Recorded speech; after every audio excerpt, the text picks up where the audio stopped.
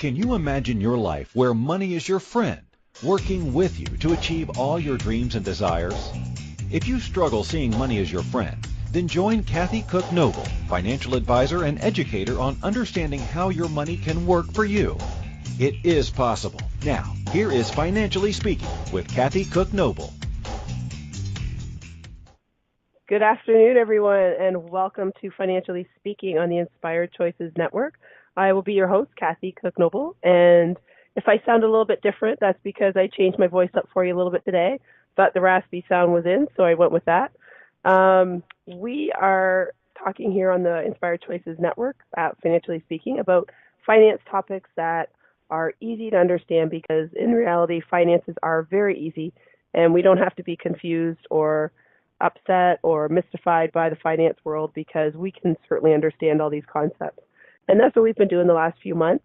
In my day job, I'm a financial advisor and a bookkeeper, so I like to really help people understand what the numbers are and what their numbers are and how they can understand them themselves. And we get guests on every once in a while, and tonight we are super excited and because we have a really special guest on.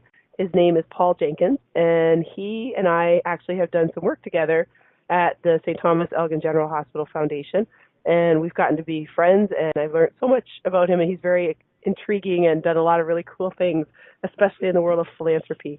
So I'm super excited to introduce Paul.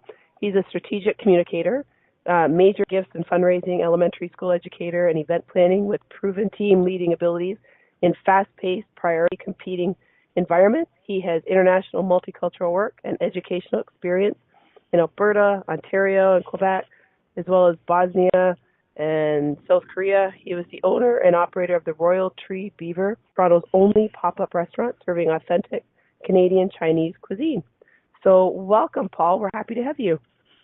Thanks so much, Karen. How you doing? Great. So you have had a lot of really cool experiences. So if you want to just share, and the cool thing is, the Inspired Choices Network is, and we have a lot of listeners from around the world, and you've been to a lot of places around the world, which is really cool. So just maybe share with us on who you are and how you got to where you are right now.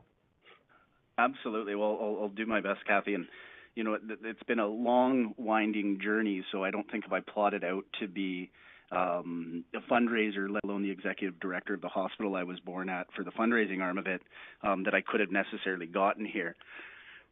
So, you know, it's but obviously it's really enjoyable with all the different people we get to meet, including you, and I called you Karen, which I'm not sure why I did that. So, Kathy, thank you so much for having me on the show. Walking a little bit back, I've been in this role for roughly 5 years in St. Thomas. And that's leading a small team of really tenacious fundraisers in reaching out to the community to support patient care at the St. Thomas-Elgin General. So that might mean raising money to support equipment purchases. It might mean money to support investments in infrastructure, and sometimes simply the training of frontline staff. So I know we're going to go into the campaign, so I'll kind of save some of the details about my current job for a little bit later. But before that, I was actually working in Toronto for Prostate Cancer Canada, which was instrumental in launching Movember Canada off the ground. I did that for a little over 3 years. And I got into that by way of a graduate certificate in public relations from Centennial College. So, you know, you get your classic undergraduate degree that, you know, educates you, creates a critical thinker, but doesn't necessarily get you to the job. So that program, you know, dovetailed me into a role with a PR agency on consumer PR, so it wasn't necessarily the right fit for me. But I had a chance to work with Habitat for Humanity Toronto during that time, and really the skills from being a communicator to being a fundraiser are almost 100% transferable. It's about storytelling. It's about, you know, it's about sales. They're sales jobs. I mean, that's really fundamentally what it comes down to. So I was in Toronto for close to 7-8 years working in communications and fundraising. I love the fact that you plugged my pop-up restaurant, and it was Canadian cuisine, not Canadian Chinese cuisine. I have no capacity for much Chinese cooking. That said, I did try to integrate. Yeah, sorry, but I did consciously try to integrate the beautiful multiculturalism of Canada into the food I made. So just to clarify with all the listeners, my specialty was butter chicken, so like a spicy Indian butter chicken with waffles. So kind of, chicken and waffles. Well, I did butter chicken and waffles. So that was kind of the one the one thing I did, and I know this is a financial, so I'll tell your listeners as well that the one industry certainly to maybe stay away from is you work super hard in the food services business for maybe returns that are a little too marginal for the amount of work and attention you put into it. Yeah.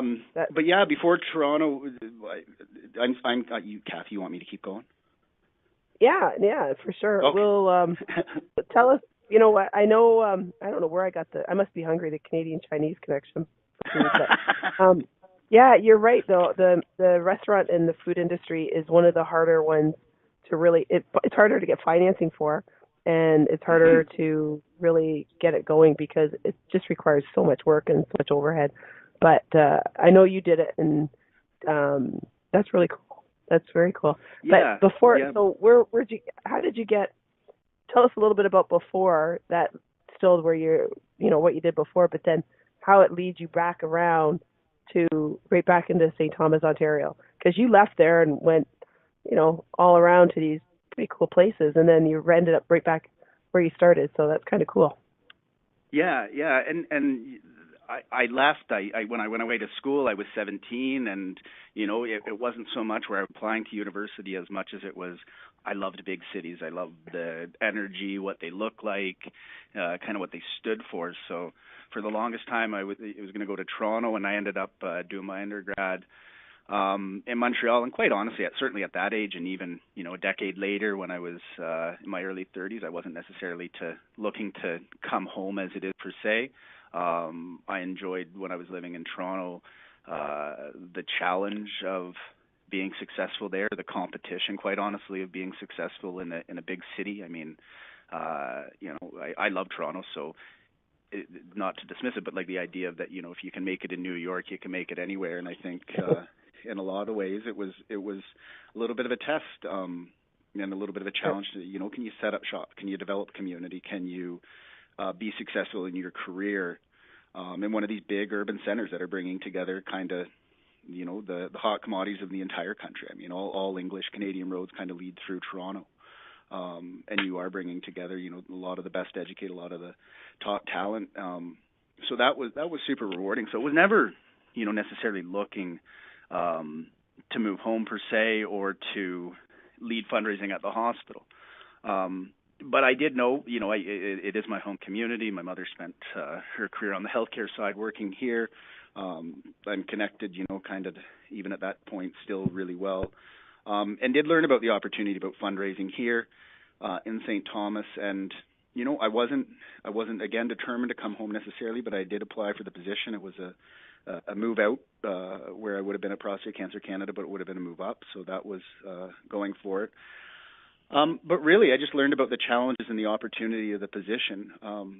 And quite honestly, I couldn't say no. I remember sitting in the backyard in Toronto. We lucky enough to have a backyard.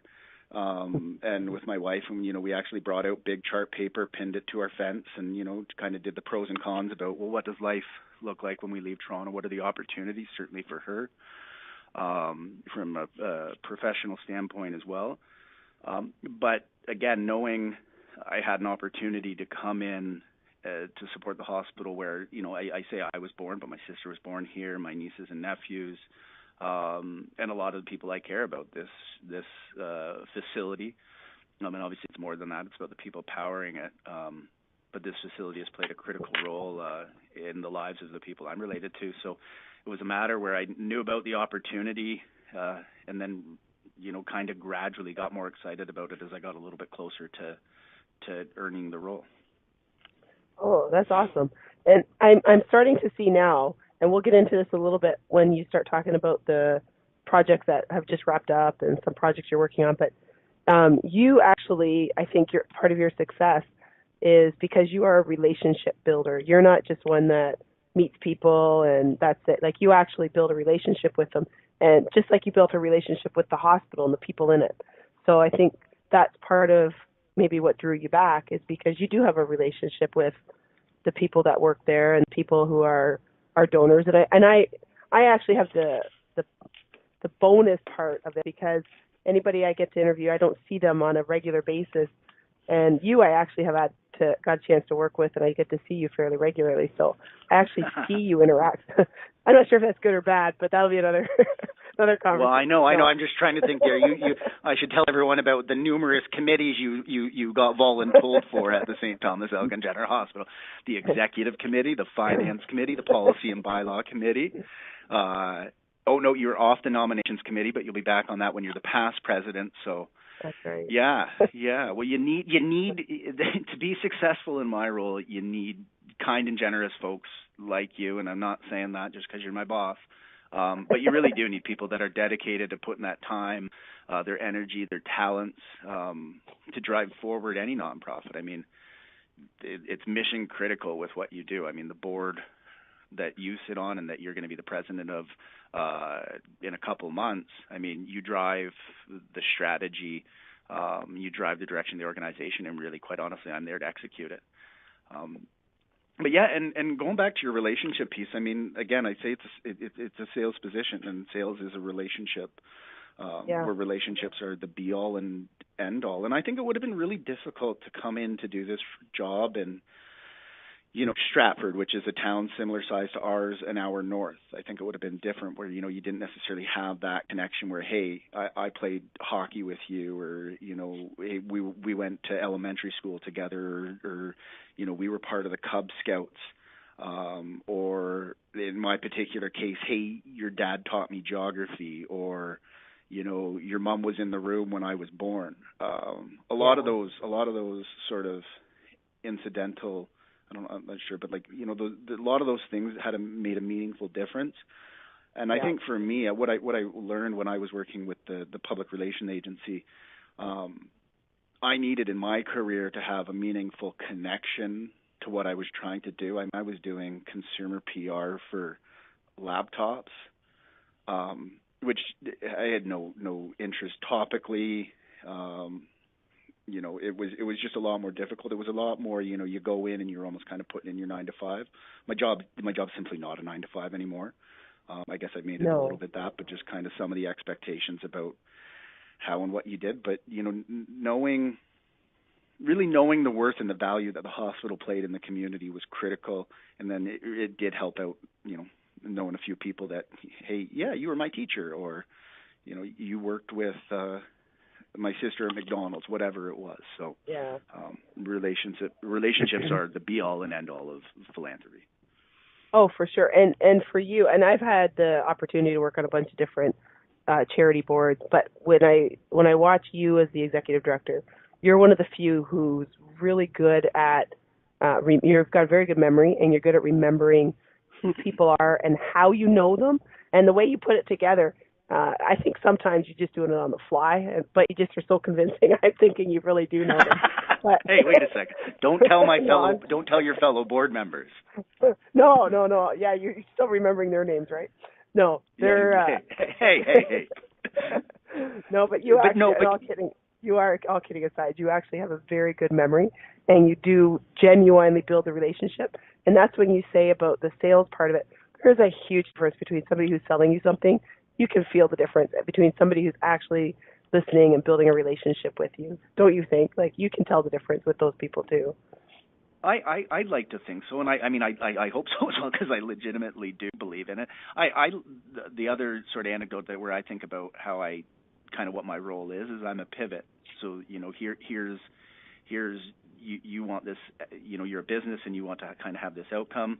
It might not be me that makes that happen.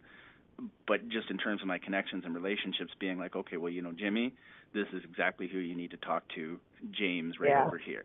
And that's quite honestly, that's where I found value for some of my business partners, that they can look to me and say, hey, you want to what? You're someone that's going to be good for networking, good for business development. And I mean, you were at the business networking event that we hosted the other day, and that was kind of a key message that we wanted to say, that from a business perspective specifically, partnering with the hospital, it can be good for your bottom line. Absolutely. And we are going to with that, take our first break. And when we come back, we'll continue our conversation. We'll get more into what you do at the hospital on a daily basis and how you tackle these great big projects, because there's some huge projects with big numbers that you deal with. So you are listening to Financially Speaking with myself, Kathy Cook-Noble, on the Inspired Choices Network. When we return, we're going to continue to talk about philanthropy and the St. Thomas-Elgin General Hospital with Paul Jenkins. Don't go away. We'll be right back.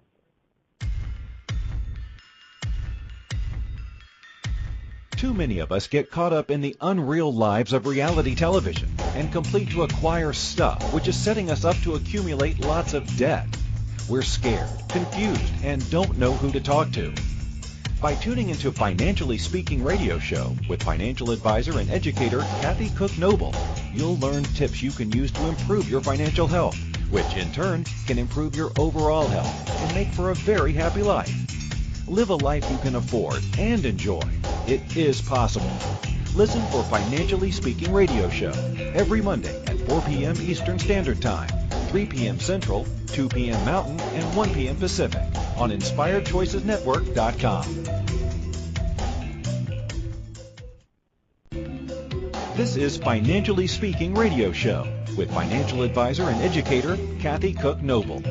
To participate in the program, call in the U.S. 815-880-8255, Canada 613-800-8736, or Skype us at Inspired Choices Network. You can also make the choice to ask or comment by email by sending to Kathy at bookkeepplus.ca. Now back to the program.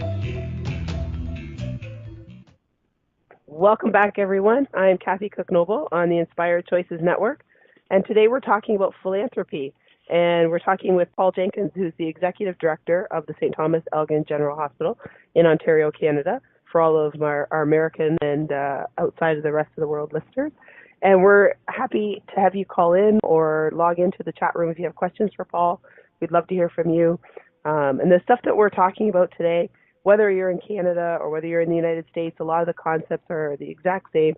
There's a lot of charities and fundraising activities that are happening around the world at all times. And Paul's going to share some insights with us on how he navigates through all the different charities that you're competing with for dollars and all the different events that come up, that pop up out of the blue, where you have GoFundMe sites or different charity events that are happening right in the middle of something, maybe a capital campaign going on at the hospital, because that happens every once in a while. And we're going to ask Paul about that because I know he just finished a very big and very successful capital campaign. So Paul, because you are working in a not-for-profit organization, what do you do about when you're talking to people about fundraising and so forth?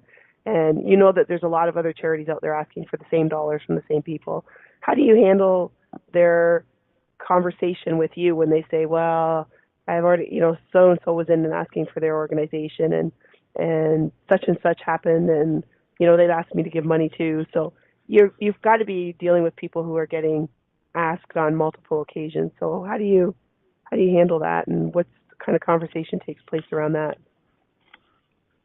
That's a fantastic question, and I think it kind of speaks to the idea that there's a little bit of magic to fundraising that, as a quote-unquote professional fundraiser, I have access to that lay people don't necessarily. And I'm not sure if it's a reassurance to your listeners or not that that's simply not the case. I think the reality is that, hearing the word no or being turned down or being declined or being like, hey, thanks, maybe I'll think about it, is really 99% about what happens in fundraising. A lot of the times you're not necessarily successful in closing the gift, or even quite honestly getting to the point where that ask could actually even taken place. And really, like, to build beyond that, because we do compete. So again, just for context for some of the listeners, we're in St. Thomas, Ontario, which is about 50,000 people. in Elgin County, which is another 50,000 people. So there's about 100,000 people in our catchment area, but we're really close to Toronto, 5+ million people, London, Ontario, another 500,000 people there. And each of these communities has children's hospitals, have large research facilities, have teaching hospitals. So, I mean, we compete, compete, I'll use the term with an asterisk. We compete with organizations of all shapes and sizes, and not certainly just in healthcare alone. We compete with other national organizations with local chapters here as well. And obviously you need to be aware of where that is. But what I found successful specific to our campaign was really, we tried to build a sense of community ownership of, in our particular case, building a hospital expansion. And really we articulated it as we wanted people to make an investment in themselves. So, you're going to be using, this is a facility that you want there for your family and friends during each visit that they go to, that they have to use the hospital at every stage of life and as close to home as possible. And ultimately, as much as you might want that for the other, that's an investment that you might make that you could benefit from as well. And I mean, no one wants to use the hospital. No one wants to probably even think about needing to use the hospital. But the reality is, we're all probably going to be in here at one point, potentially a couple points, potentially for, a long while. So it was really trying to do that from a storytelling perspective, that there is a role of local donors to support the philanthropic capacity, of healthcare in our community.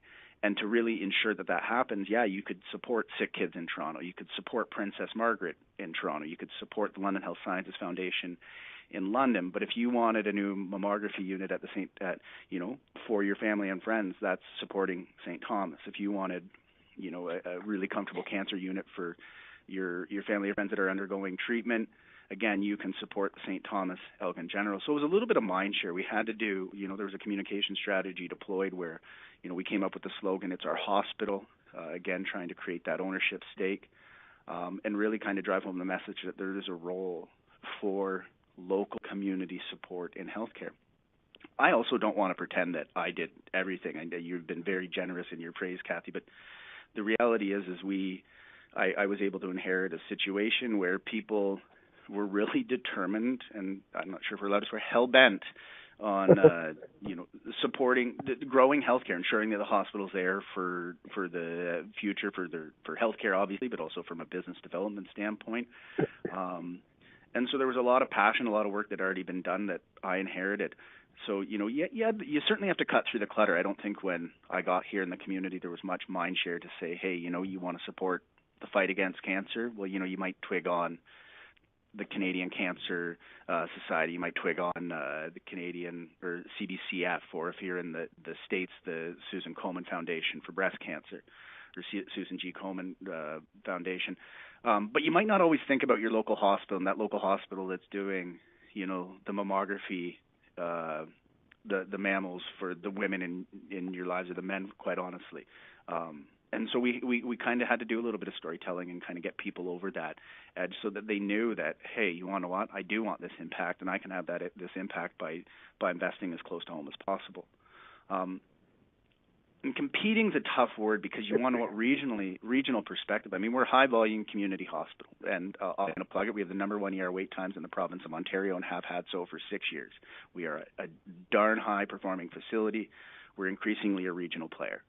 I'm super proud of what our hospital's accomplished, and we have a role model for pretty much every other facility in the province. And if, Toronto and the government there will open their eyes a little bit wider, they could see that there's a lot of lessons to be learned here. But at the same point, Kathy, and you can appreciate this, the London's hospitals and London system hospitals, they're part of our system. Toronto hospitals, if it hits the fan, I mean, the Toronto hospitals, those are our hospitals. Those are the ones that, if it's either a really rare disease or if it's a really tragic accident, you're not going to be coming to St. Thomas. So there's roles to play. So when we talk about competing, I think it's just understanding kind of what impact you want to have, and as a donor, that's tough to navigate. So from our role, we just kind of try to put that out there, that if you want this new facility, the government mandates, and this is on Ontario specific, but if the government mandates 10% of construction costs and 100% of equipment costs have to come from the community. That's the only infrastructure project of its kind that we fund in Ontario that has that component, that they leverage the want of healthcare into actual donor dollars towards the cause. And that's really important, because for the American listeners, there's a perception out there that healthcare is free in Canada. And there is certainly not the user pays situation that most countries outside of Canada have, especially in the U.S. But it's not, healthcare is not 100% funded or 100% free in that respect in Canada. And that's why I'm glad you mentioned that about the requirements that the community is required to raise certain amounts of funds in order to get this project even started. So we're going to talk about your big project that you just finished, and I know you had a pretty amazing team of fundraising people on that with you, but that particular project is a huge endeavor, a lot of money, a lot of work. It was years of planning, and it's not free in Canada to just say the hospital's going to expand and the government pays for it. That's not how it works. So maybe let's talk about the new wing, I guess we'll call it, of the hospital, sure. But the old project that you did. So how did that whole project come together? And because that is a big capital campaign, and that doesn't come along every year. So how does that project come together? Wow. I came in a little bit past after it started. No, it was the project. So the project in question that Kathy's referring to is the great expansion of the St. Thomas-Elgin General Hospital Foundation, or at least that's the marketing name we applied to it. And, you hear some people tell stories that have been around long enough. That project was actually in the works since 1997. So at that point, I was actually still in high school in St. Thomas before leaving. But as part of that, and going kind of connecting towards the philanthropic capacity or the ability or the requirement that the community actually supports or is able to support a project, when they were working with the Ministry of Health in Ontario to have this project approved, what the foundation itself. So the hospital is its own distinct organization. Just for clarification, and the foundation, we are our own distinct organization. But the foundation had to be able to say with confidence and with certain quantifiable measures that we had the capacity to support what at that time was the largest fundraising campaign in our community's history, and the largest investment in healthcare in our community since the hospital was built in 1954. So really, it's not just, hey, after the fact we've approved this, now you got to go raise your money. No, the ability to raise that money has to be almost determined beforehand, which is really, with a community like ours, kind of put us behind the eight ball, because this campaign was coming about just as, excuse me, the Great Recession, if that's its name, was kind of taking a hold of the local economy or the regional economy, or quite honestly the worldwide economy at that point. So we lost some important manufacturing jobs. We lost some of the real industry fundraising leaders in our community just at the time when we were trying to break into the community to say, hey, we need your support. So it was a real challenge, I know, certainly setting up the campaign in the first place in that environment where, what are the resources we actually do have to fund a project of this size, of its kind. And it was challenging being able to kind of create a new path. So when this project was originally set up, hey, we're going to raise the money and we're going to move forward by tapping into Ford. We're going to raise money by now tapping into another company called Timken. Well, those companies, by the time we had to actually go out and raise the money, they didn't exist. Well, Ford Canada still exists, but there was no automotive plant here. Timken still exists in Ohio and has some limited presence in Canada as well, but has none in St. Thomas. And they were really, certainly if you look at the United Way locally here, they were catalyst to successful fundraising. And so we were kind of setting up shop, trying to make fundraising hay during a time where it was really kind of bleak. It was a little bit difficult, and I think there was a little bit of, the doubt within the community whether we could do it or not. And I think that's not uncommon with big projects like that. It's not. I don't know any big project, private or public or not-for-profit, that just went off without any trouble at all. Like they just start out and everybody just has money being thrown at them and it gets done. So don't you find that when it was a little bit harder to get going with it, but once you got the momentum going on that particular fundraising event, it seemed to go to the outside world. It seemed to flow very nicely and it came along pretty smoothly. But there was a lot of hours that you and your team put into talking to people, and a lot of different people you talked to, and a lot of different events that you ran. It's not the fundraising part of this isn't just about asking somebody to give you money. It's also about running events and raising money that way too, isn't it? Yeah, and 100%. I mean, events. If we get to have a chance to chat a little bit further about them, I mean, they in fact, unless the event was going to accomplish something else besides just raise money, I don't know if I'd necessarily do that. An event should be a relationship builder. An event should be time to tell your impact story of your charity, and then finally, an event should be about raising money. But yeah, the whole gamut. If you look at an organization 10 times our size, 20 times our size, 50 times our size, quite honestly, they're not doing anything necessarily different. They just have more resources to do either more of it, maybe slightly more polished than we would be putting out at a 5-staff person community foundation supporting a local hospital.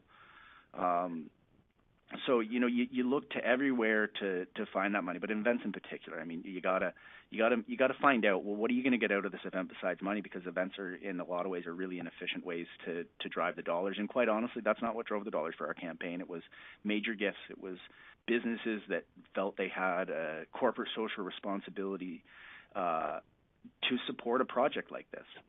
It was individuals who understood that from an economic perspective, a great healthcare in your community is a driver. It brings business in. Then you have other ones that said, you want to what? This hospital saved my mom's life or my dad's life or kept my child safe when she was at her most vulnerable. So you have people supporting there, but it was really it was these larger mandates. It was really a lot of the support came from the philanthropic, love of humanity, support for healthcare, for families and friends that would use the hospital. Paul, we got to take our second break, but that's actually going to lead into my next question when we come back.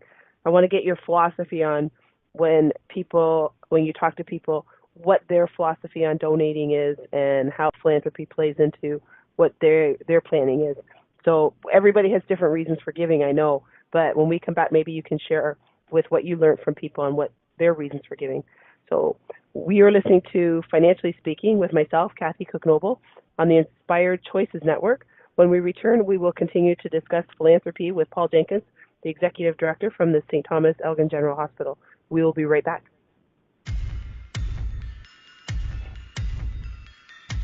Too many of us get caught up in the unreal lives of reality television and complete to acquire stuff, which is setting us up to accumulate lots of debt. We're scared, confused, and don't know who to talk to. By tuning into Financially Speaking radio show with financial advisor and educator Kathy Cook-Noble, you'll learn tips you can use to improve your financial health, which in turn can improve your overall health and make for a very happy life. Live a life you can afford and enjoy. It is possible. Listen for Financially Speaking radio show every Monday at 4 p.m. Eastern Standard Time, 3 p.m. Central, 2 p.m. Mountain, and 1 p.m. Pacific on InspiredChoicesNetwork.com. This is Financially Speaking radio show with financial advisor and educator Kathy Cook-Noble. To participate in the program, call in the U.S. 815-880-8255 Canada 613-800-8736 or Skype us at Inspired Choices Network. You can also make the choice to ask or comment by email by sending to Kathy at bookkeepplus.ca. Now back to the program. Welcome back, everyone. I am Kathy Cook-Noble on the Inspired Choices Network, and today we're talking about philanthropy with our special guest, Paul Jenkins from the St. Thomas-Elgin General Hospital. Before we went to break, we were just talking about what goes into a capital campaign, a big capital fundraising campaign, whether it's the hospital or any other charity that you're working with. There's a lot of work, a lot of volunteers, and a strong team of fundraisers that I know Paul worked with, and that's helped make the success that the hospital's had.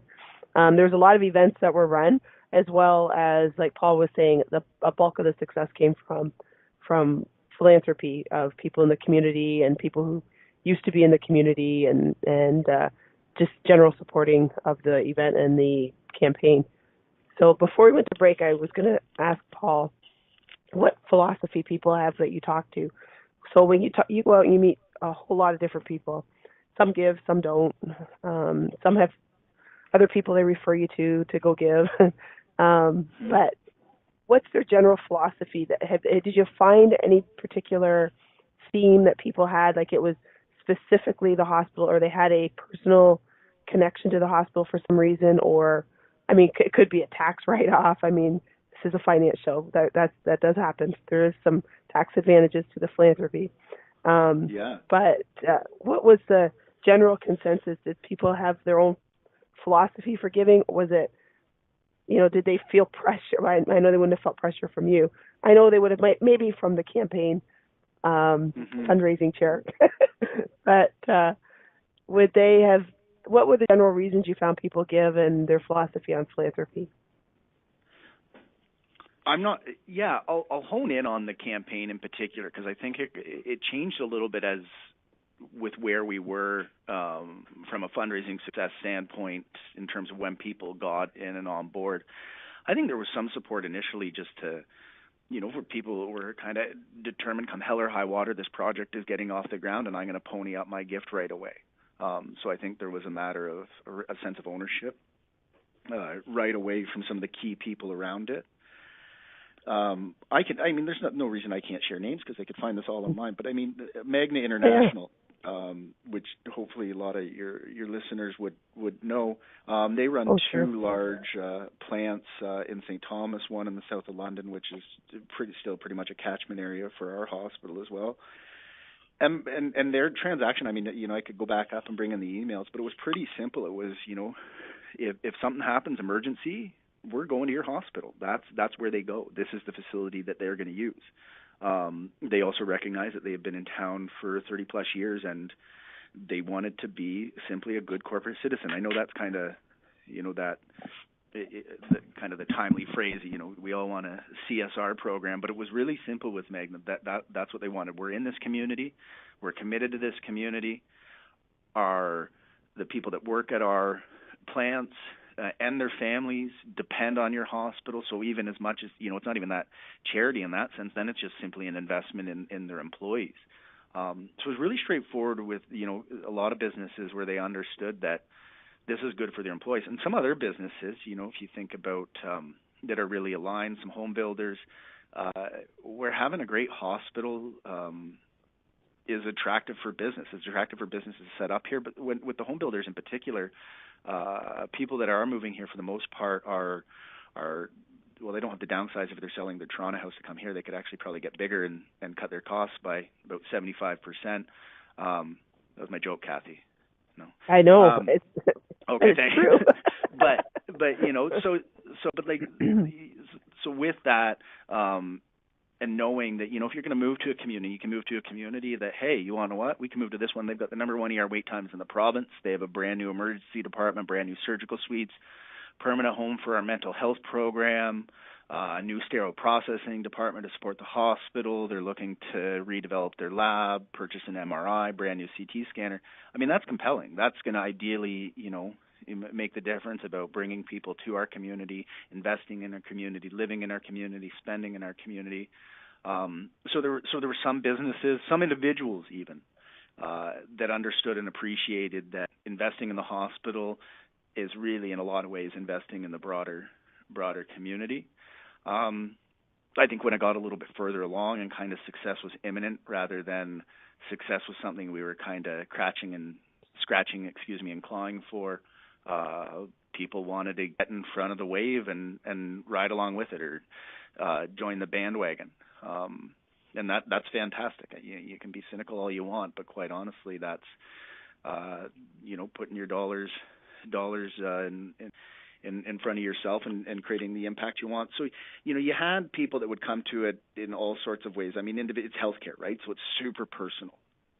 You might have had the best experience with a physician. You might have had like really tragic, life-altering, crummy days. But still the compassion and the empathy and the care that you received at our hospital was transformational during those times, because it sometimes can be.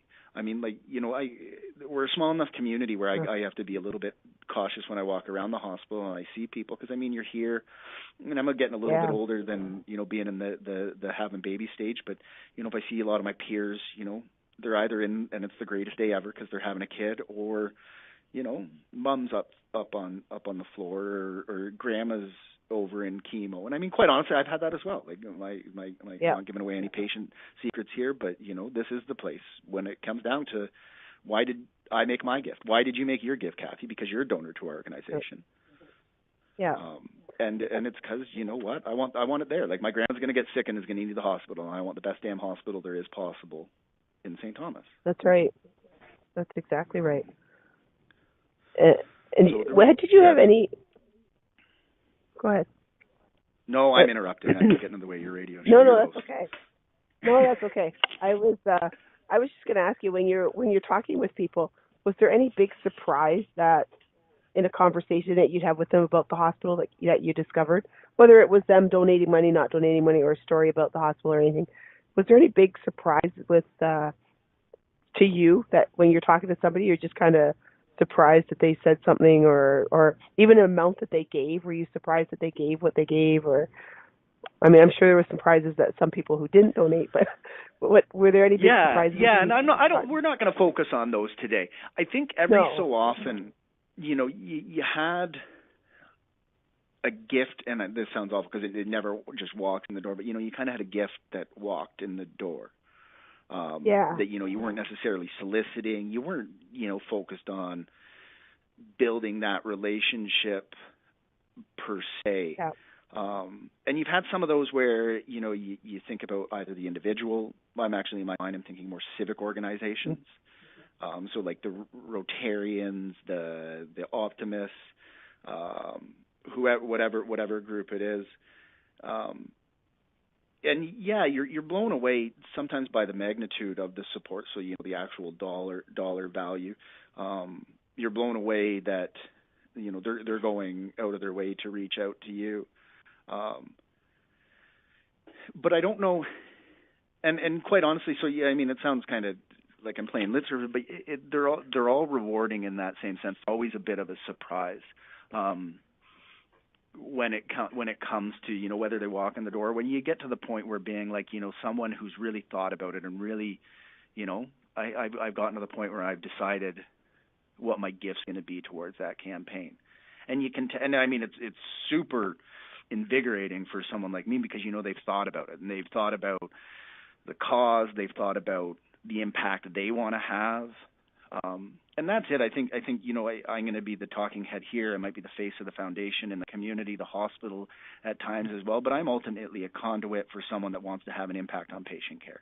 I'm, irrelevant when it really comes to that, in the sense that I'm, you should be able to really, quite honestly, change me in and out for someone else that could do the role. Please don't do that. I like my job, but we're conduits for the good. And I think when people, and again, when I say people, I mean businesses, civic organizations, individuals, grew a little bit more of trust in terms of, hey, the foundation, the St. Thomas-Elgin General Hospital Foundation, can help me have the impact I want. When that kind of slow, maybe plodding process, a year, 2 years, to get to that point where, we want in. We believe in it. It's exciting. It's timely. We understand the reason. We understand that if we don't do that, construction costs, we don't do those equipment costs, and we have a role to play. I mean, that was invigorating, but that was a slow process, and it took a lot of conversations. It took, paid advertising, earned media, me showing up at, or one of my team members showing up to, the 18th networking events. It happened because we were there and we ingrained ourselves as part of the community and never shut up about the importance of supporting the hospital. Yeah, and it did seem like you were everywhere at times, and I just thought maybe you were one of 3 Paul Jenkins out there, because you really did seem to be everywhere.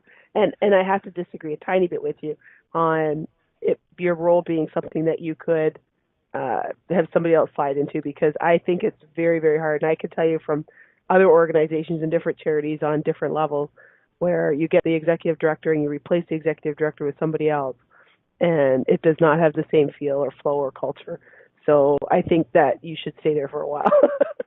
All righty, good. Well, my culture is relentless optimism. So I mean, we're a positive space, and exactly. we don't have the same stresses. Like, I mean, we're supporting a hospital. Like, as a healthcare professional, those are stressful jobs. Like those are hard things to do, and if we can, make their experience better, we're all about it. So exactly. What about advice to anybody listening that's into fundraising, and maybe not the grand scheme of the many, the multiple millions of dollars that it takes to build a hospital building, but what advice would you give to anybody on fundraising, and any secrets or fundamentals that they should keep an eye on or follow? I'll go back to events, because I mean, I know I was kind of casual in my dismissal of what events are and how they work and what you need to find. But I mean, if you're doing an event and it oftentimes it's a way to build that sense of community, kind of create that rallying around position, which is really important. Obviously, a lot of organizations, the dollars need to flow.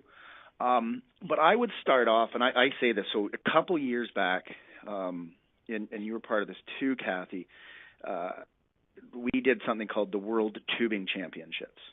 You might not have heard of the listeners might not have heard of the World Tubing Championships, but really, I created not quite the Olympics yet. Yeah. Hey, and when we say tubing, not quite. This is on a tube going down a hill in the winter on snow. There's no skill whatsoever, besides gravity. So if you can control gravity, that changes things. But we created the trappings of our mini Olympics. We had fireworks, we had opening ceremonies, we had fire eaters. So we put on this grand event. But the lesson of that was it was an event I wanted to do, and it was an event I wanted to go to. And I felt it would be really compelling for my peers and, 30-year-olds, 40-year-olds, young families, maybe mom and dad want to have a little bit of fun and send the kids away after. But really it was, so I'm getting a bit rambly but the key would be when you're going to create an event, do what you want to do. I mean, don't do a run because everyone thinks you should do a run. And I mean, when you think about doing what you're going to do, I mentioned Movember. I mean, those guys literally were sitting around a table saying, we want to grow mustaches. We need to justify that to our partners. So let's raise some money. And I mean, $500 million USD later, I mean, come on, that's absolutely incredible. That's huge. Locally here, it's perch fry season, which is a delicious time of year on the North Shore of Lake Erie. So, and I'm literally in my office, I'm looking at 2 different tickets for perch fries I've got coming up over the next 2 weeks. Nice. So that clearly really targets someone, and it interests me here, but really do what you want to do. And don't get stuck in kind of, this is what fundraising is, and this is what you have to do, or it has to be a gala, or it has to be, the World Tubing Championships. No, it can be absolutely anything. You just want to have people rallying around. When I not to plug another charity, although this is an amazing charity. So Common Ground Cooperative in Toronto, Ontario empowers adults with developmental disabilities to own and operate their own small businesses. If you're in Toronto and you're listening, Surrey House, which is right next to the Women's Hospital at College and University, they have a coffee shed. So and they make some delicious espresso, and they support folks with Down syndrome, cerebral palsy, other intellectual and developmental disabilities. But anyways, so I sat on that board for a couple of years. Loved the organization. It was so amazing. But also at that time, and this actually connects back to my Royal Tree Beaver Canadian cuisine, I was really into food. So I went and I organized an event. What did I want to do? I wanted to do have a cooking competition. So I organized something called Competition Backyard Barbecue. The website still might be up, cbbbq.com. And, people came in. They had to cook their own food. I think we raised about $2,500 each time. I had a great party, supported the charity that I wanted to support, and did it on my own terms. And I loved it. And people came, and we did it a second time. And my landlord wasn't really pleased that I was renting a porta potty to put on front lawn of the apartment I was renting, but I didn't tell him, so that was okay. But it was awesome, and I enjoyed it, and I still talk about it. And people, even despite me of moving 200 kilometers southwest of where I was living, are you going to do it again? So I think really find something that you're passionate about. If you want to support your cause, figure out something that people know. I mean, you don't want to hold an event and have no one show up too. So maybe make it a little bit more expansive than your own very particular interests. But make sure it's something that excites you, that you can really feel gung ho and get behind. And I'll make one other point related to that. I talked about going back about events can have to be about more than raising money. And my competition Backyard Barbecue is a perfect example of that. It probably cost me, but if you think about all the resources that went in, I could have taken all those resources and made a donation greater than the donation I made after doing the event. So in the sense that maybe it cost me $3,000 or it cost $5,500 to raise $2,500. There's that $3,000. You could have just got that right away. Right. But then you wouldn't have had 100 people know now more about the organization. You wouldn't have had the adults with developmental disabilities running their own bakeries and running their own coffee sheds to be able to participate in that event as competitors. You wouldn't have had the potential next MP or member of parliament attend the event because, it was something that they do. So, I feel like I'm giving a little bit of conflicted advice, but if you know the cause you want to support, you know how you want to support it, you know what you want to do, then do it and do it with passion, because there's no right or wrong in fundraising for the most part. Be a good human being, know where you want to have that impact, and be tenacious and relentless in moving towards that goal. So we have about 30 seconds left for you, Paul. What are you working on now? What's the next big plan?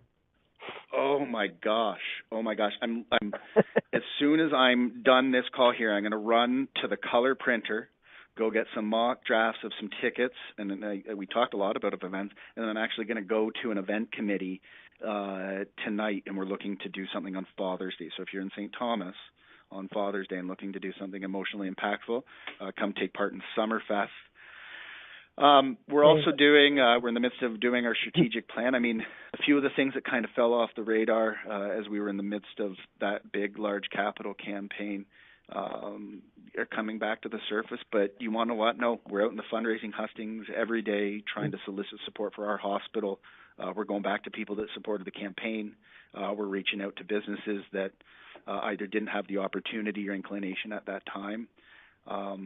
And, we're tapping into volunteers like you who were gullible enough to sign on to these really labor-intensive volunteer positions. I'll plug Kathy as well. Kathy can put in upwards of 20 hours a week at the Hospital Foundation. Not all the time. I don't want to get you wrong. But between events, kissing babies, shaking hands. I got 8 seconds left. I got 8 seconds to thank you for coming on. I appreciate it, but I hate to cut you off. Thank you so much for joining us, and we'll see you again next week. Thank you. Thank you for choosing to listen to Financially Speaking Radio Show. Kathy Cook Noble will return next Monday at 4 p.m. Eastern Standard Time, 3 p.m. Central, 2 p.m. Mountain, and 1 p.m. Pacific on InspiredChoicesNetwork.com. We hope you'll join us. Until then, have the best week of your life by making the choices that bring you all that you desire.